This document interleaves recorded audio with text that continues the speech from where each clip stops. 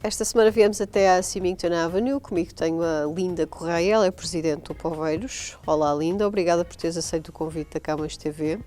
Ainda te lembras da primeira vez que nadaste? Aprendi a nadar na antiga Rodésia, hoje é Zimbábue, e portanto foi onde eu passei a minha infância, uns anos largos da minha infância, e foi lá que eu aprendi a nadar. Inclusive andava numa, portanto, aquelas equipas de natação mesmo.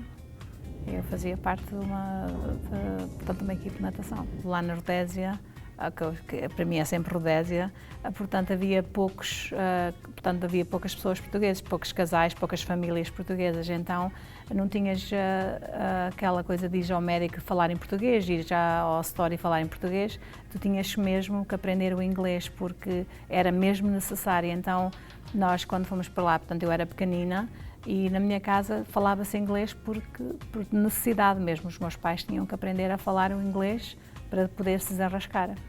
Assim, mas tem histórias muito giras por exemplo, iam ao talho, as pessoas que, né, a minha mãe conta que, por exemplo, iam ao talho e queriam, por exemplo, carne de porco, eles não sabiam, faziam o gesto do porco ou de galinha. Naquela altura, em África, portanto, vivíamos ainda os pretos diferentes dos brancos, portanto, eu recordo-me perfeitamente, eu ia num lado da estrada e se viesse um preto, ele tinha que atravessar para o outro lado, que é muito triste. Eu lembro-me da minha mãe batia-me porque eu tinha uma amiguinha que era pretinha, e, portanto, mas havia brincadeiras à parte, era muito triste, da maneira como, portanto, por exemplo, íamos na base, e eles tinham que sentar lá atrás.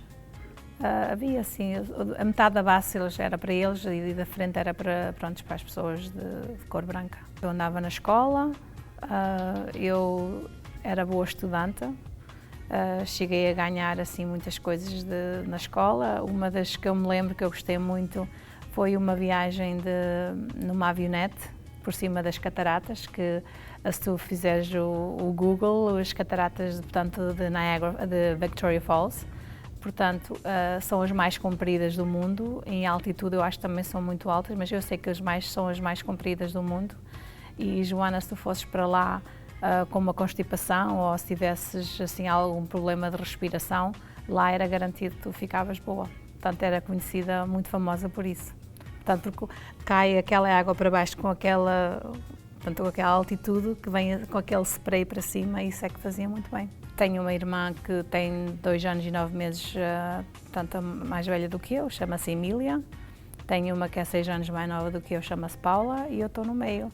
Quando éramos novos, né, elas, a mais nova, agora dão-se muito bem, mas antigamente, quando nós estávamos a crescer, a mais nova tinha problemas que a mais velha, e eu estava no meio, eu era a peacekeeper. Mantinha sempre, portanto, a harmonia entre elas. Nunca fez falta um irmão rapaz? Fez para nós irmos aos bailes, porque naquela altura nós íamos assim para outras aldeias, para os bailes, e tinha feito muita falta, porque houve muitas vezes que não fomos, porque nós não podíamos ir sozinhas como raparigas, tinha aqui sempre alguma mãe a acompanhar, e se alguma tinha irmão, já podia ir mais que o irmão, porque já não fazia mal. Como é que foi crescer numa aldeia pequena com poucos habitantes? Toda a gente conhece toda a gente, e ali não havia hipótese de alguém vir lá e assaltar uma casa, porque os vizinhos estavam sempre atentos, era por um lado bom, mas por outro lado também era mau. Tu não podias fazer nada, que os teus vizinhos iam logo dizer à tua mãe, portanto, ainda não tinhas chegado a casa, já a tua mãe sabia do que é que tu tinhas feito, portanto, era assim, era bom e trazia mau, mas as pessoas eram todas amigas uns com os outros. Eu sempre me dei bem com todos, os mais novos, os mais velhos, eu sempre tive assim aquele dar-me bem com todos. E que memórias é que tu tens de Coimbra? Coimbra ainda hoje toca-me sempre no coração.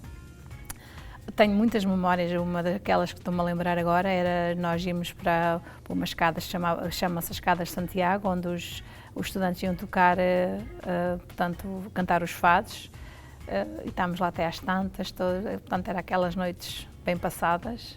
A Praia de Mira continua a ser a praia de eleição da família. Mesmo quando vamos a Portugal, vamos sempre, uma praia onde vamos sempre, é ir à Praia de Mira. E uma coisa que fazemos sempre é comprar frangos. A gente vamos aos restaurantes, mas uma vez temos que ir comprar frangos, batatas fritas e assim, e ir comer para o Pinhal, porque antigamente a gente não tínhamos, não íamos aos restaurantes E era assim que nós fazíamos. Portanto, uma vez vamos sempre pescar frangos e vamos ao Pinhal, levamos a toalha, levamos tudo o que a gente tem que levar e uma vez tem que ser sempre no Pinhal. É como uma vez tem que ir sempre de comboio a Coimbra. Eu tenho que ir, porque nós antigamente andávamos 1 quilómetro, né, para ir para a estação do comboio de Souzelas, que é a minha freguesia, e depois íamos no comboio. Hoje levamos o carro até à estação, mas temos, pelo menos uma vez, eu tenho que ir sempre no comboio a Coimbra, tenho que ir sempre a Coimbra de comboio uma vez. Casaste nova? Tinha 21 anos quando eu casei.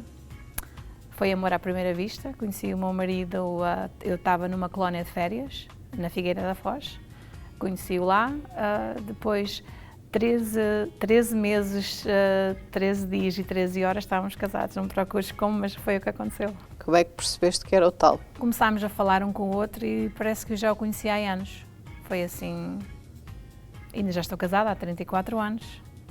Eles costumam-se a dizer que amor de praia enterra-se na areia, mas nós também temos uma data muito interessante que nós conhecemos.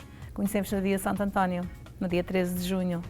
E também reza a lenda que o casal que se apaixonar nesse dia que é amor eterno. Vamos lá ver, não é? A adaptação a Portugal, depois de voltares de África, não foi fácil? Eu encaixei-me, só que tinha sempre aquela coisinha atrás na mente para sair para algum lado. E eu gostava de ir para um país que se falasse o inglês.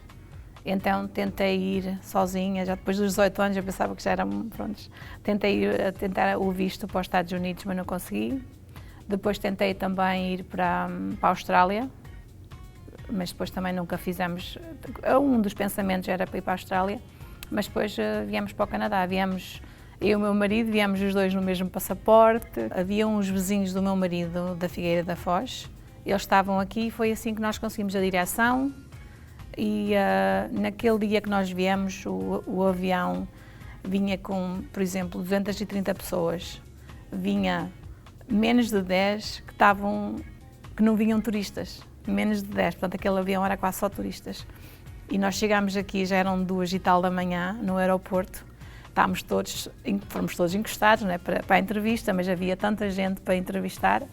E depois um oficial procurou, há aqui alguém que fala inglês, aqui em vocês todos, e claro, eu levantei a mão e foi muito fácil para nós. Ajudei eles a traduzirem para algumas pessoas e ganhei pontos ali com eles.